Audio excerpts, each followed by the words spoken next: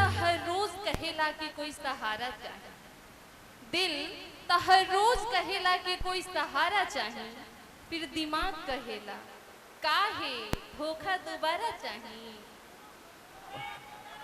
अरे बाप हो बाप, ऐसा न ऐसा वर्ड बोलती है कि कुछ न कुछ उल्टी कर देवे के मन करता। बाकी फिर भी आए गीत और संगीत के करी में के चलब जा। छोटू भैया, बाघ भैया सबके मंच पे आ जाए। आए आज ही उपनयन संस्कार में हमी के उपस्थित बनी जा। बोली बोली। अक्सर लोग बराबरी नहीं कर सकते तो उंगली करना शुरू कर देते हैं। केकरा के बराबरी? अब कंपटीशन तो हमरा से लड़बू। कंपटीशन हम नहीं करत रउआ से। बोले से पहले सोचल कर। हम हर बात बोले से पहले सोचे नहीं, लेकिन अफसोस काश रउआ समझ जाते। हम तो समझते बनी। चला हमारे जो भी म्यूजिशियन टीम है उनसे रिक्वेस्ट है, प्लीज आप वायरल होके के फिर में मत रहो।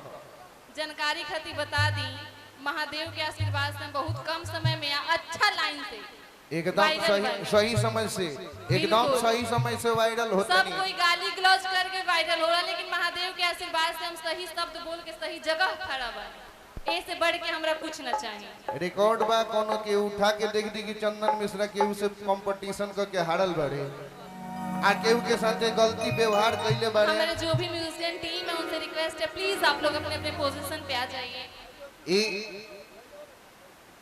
असगर जी से काम की भोकल खोली, यहाँ के गायकी भी कमजोर बजन वो टाइट हो जा।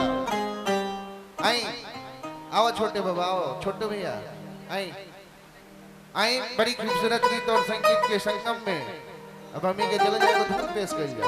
अब राय नी मत बोली। आई एगो और बात जानल और समझल जरूरी होला कि अपने आप में घमंड लिया देला सो कहियो पार ना हो। हेलो, अक्सर लोग हमार पॉजिटिव एटीट्यूड के नेगेटिव एटीट्यूड समझ ले, लाई गलती हमार नहीं के सामने वाला के बा। एगो इने से फरमाइश आइल बा कि कुम्हना के काली माई बाड़ी शायद। अरे एगो हम चाहम कि रउआ लोग दोनों हाथ उठा के वहां के नाम पे जयकारा लगा।